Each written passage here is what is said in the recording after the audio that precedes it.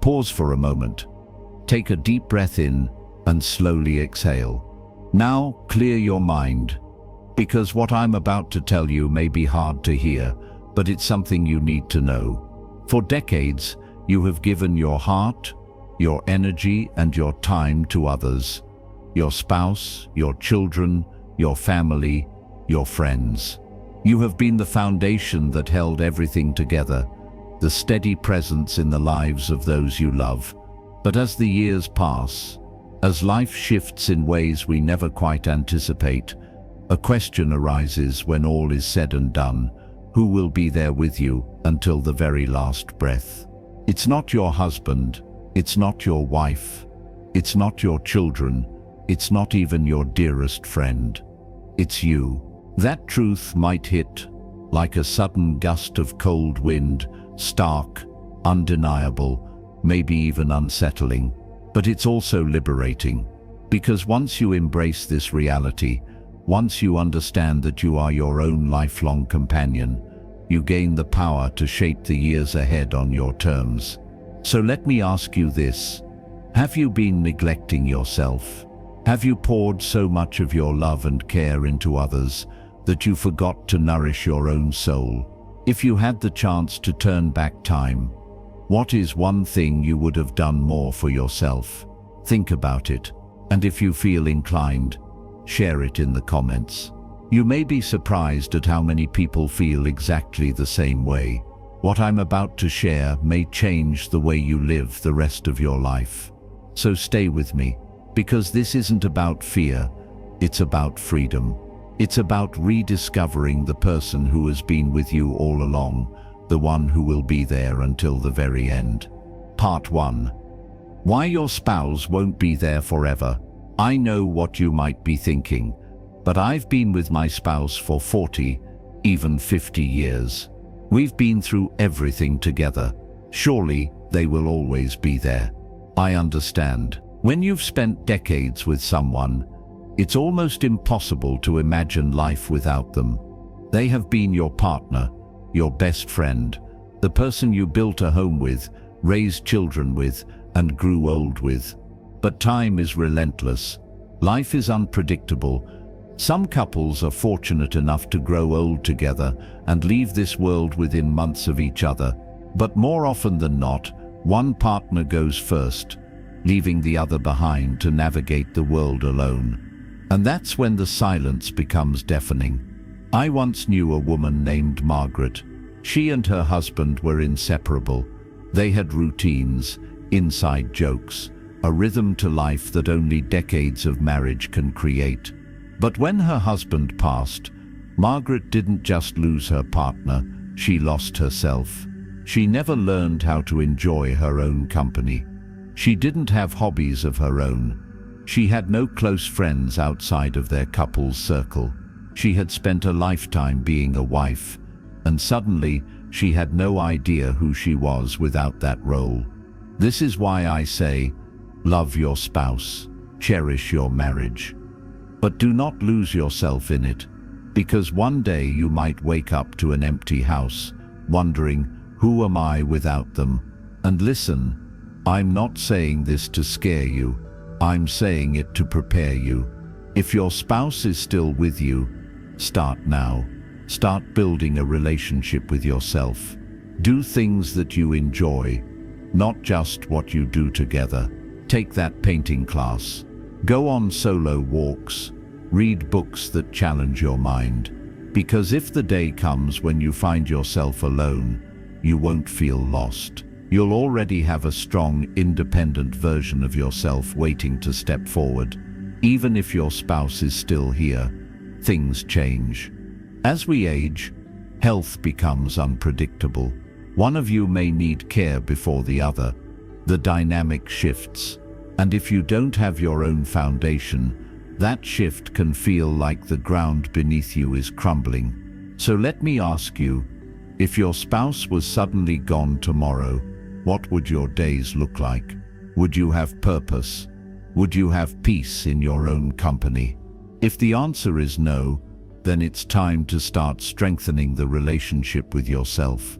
Because the only person who will walk every single step with you, who will experience every thought, every moment, every heartbeat, is you. Part 2. Why your children have their own lives. Maybe you're thinking, well, if my spouse won't always be there, then my children will be the ones to stay by my side. I know many parents who believe this. They think I raised them, I sacrificed for them, I was there for them through everything. Surely they will be there for me when I need them most. But life doesn't work that way. And it's not because they don't love you. Your children do love you.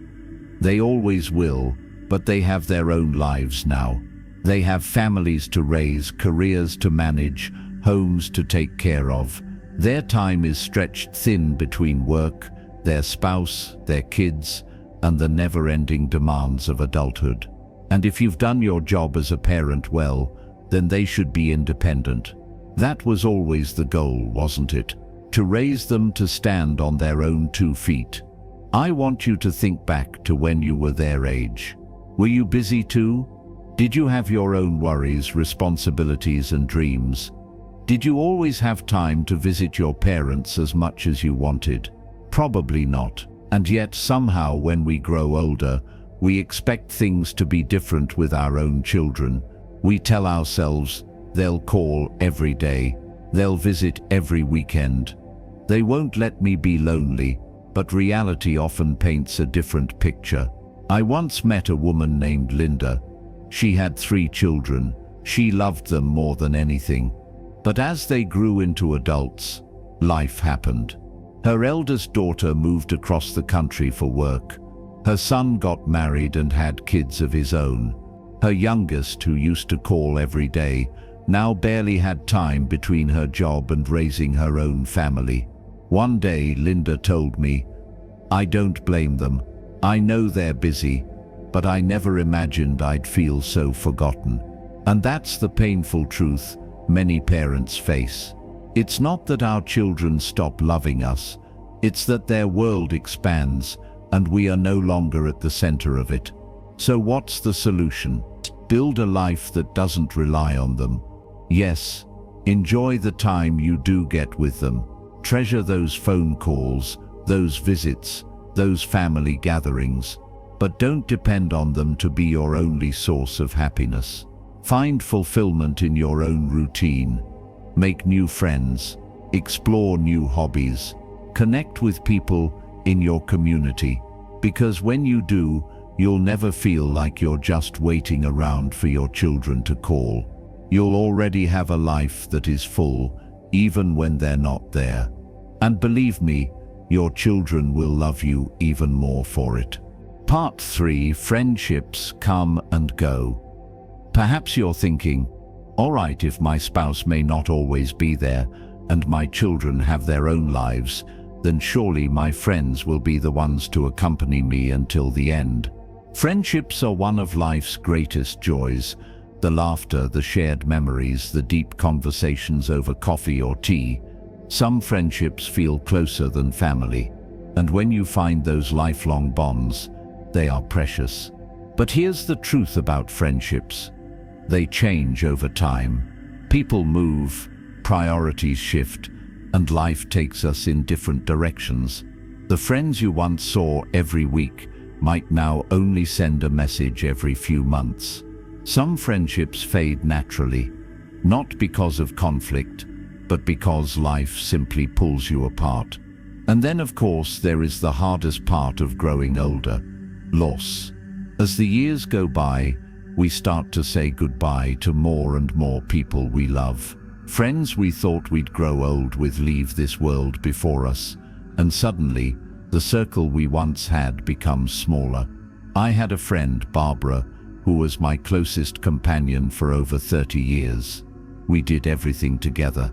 Traveled, went to the theater, shared Sunday brunch. I used to think, we'll be 2 little old ladies sitting on a park bench, feeding the birds and laughing about the past. But life had other plans.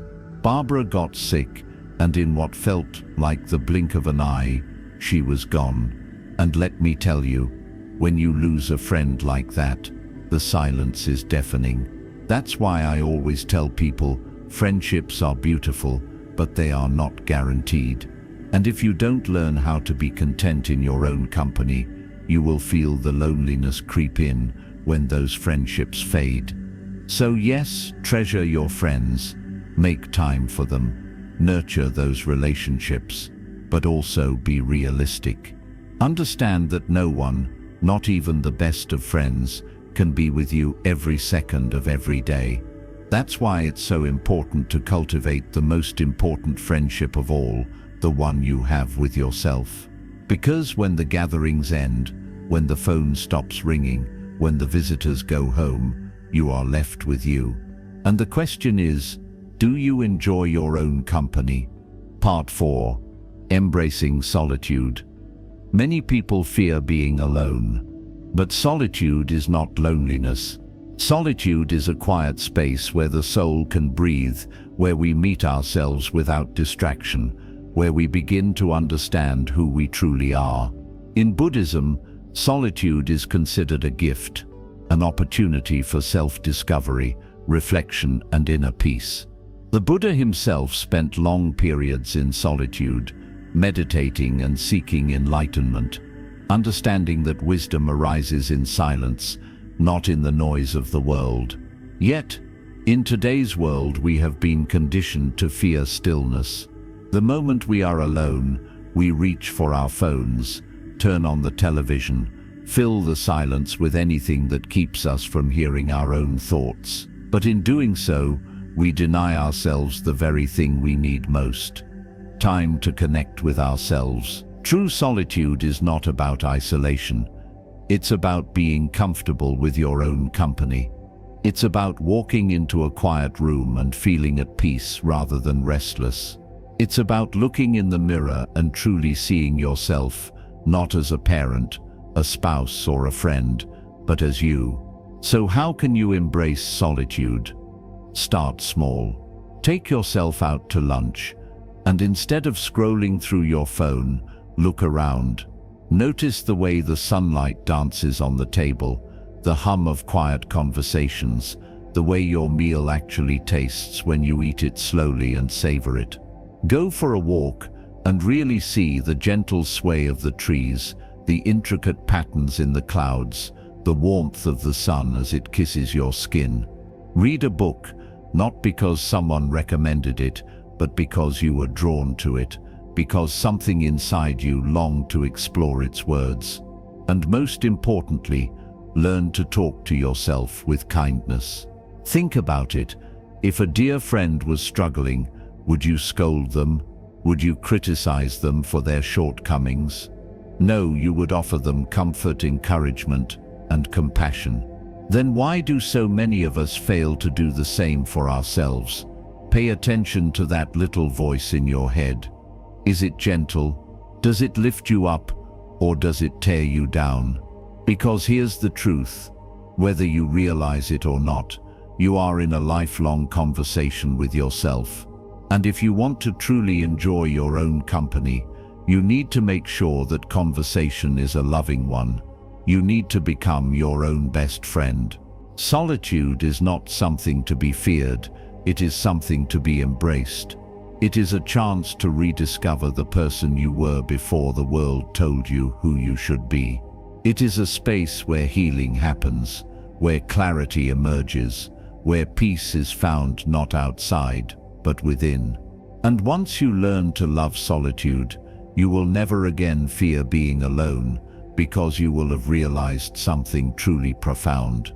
You are enough. Part 5. Finding joy within. Happiness is not something that others bring to us. It is something we cultivate from within. One of the most profound teachings of Buddhism is that suffering comes from attachment to people, to outcomes, to material things. We spend our lives clinging to relationships, believing that others are responsible for our happiness. But the moment we release that expectation, we find freedom. Think about it.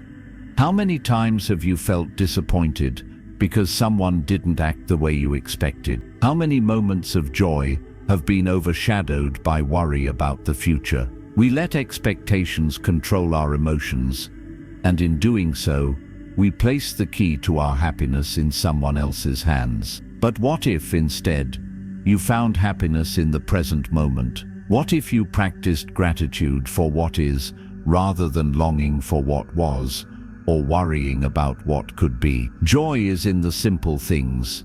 The way the morning light filters through your window, the first sip of warm tea, the laughter of a stranger passing by. When you train your mind to see these moments as gifts rather than as mundane details, you realize that happiness is always within reach. But here's the thing, finding joy within yourself is a conscious choice. It doesn't just happen, it's something you must cultivate, just like a garden. If you plant seeds of gratitude, mindfulness and self-compassion, joy will bloom naturally. So instead of waiting for someone else to bring you joy, create it for yourself. Start small, practice mindfulness, take a deep breath and feel your body relax. You hampir sto, umunti, feel your body relax. Meditate, even if it's just for 5 minutes a day. Pay attention to the way your body moves, the sensation of the wind against your skin, the feeling of the earth beneath your feet.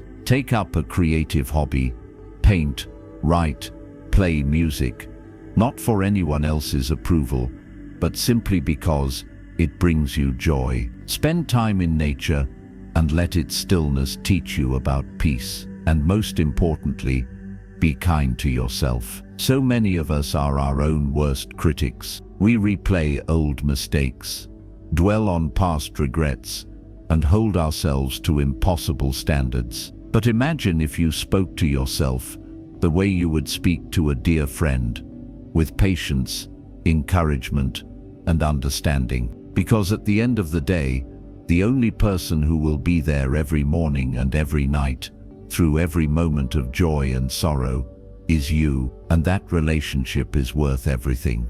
If there's one truth I hope stays with you after watching this, it's this. You are enough. You don't need to wait for someone else to give your life meaning. You don't need external validation to feel whole. Everything you need to make these years the most fulfilling yet, it's already within you. So stop waiting for the perfect moment. Stop believing that happiness lies somewhere outside of yourself. Start today. Start with a small act of self-care, an intentional moment of solitude, a conscious decision to embrace the life you have. Love your family, cherish your friends, but never forget the one person who will walk with you until the very end. Ask yourself, what is one thing you are doing right now that truly brings you happiness? Is it a hobby, a simple daily ritual, a moment of stillness? I'd love to hear from you. Share your thoughts in the comments, because your experience might inspire someone else who needs to hear this message. And if this video resonated with you, take a moment to like, subscribe, and share it with someone who might need a reminder of their own worth. Until next time, take care of yourself. Nurture your mind, your heart, and your spirit, because at the end of the day, you are your greatest companion.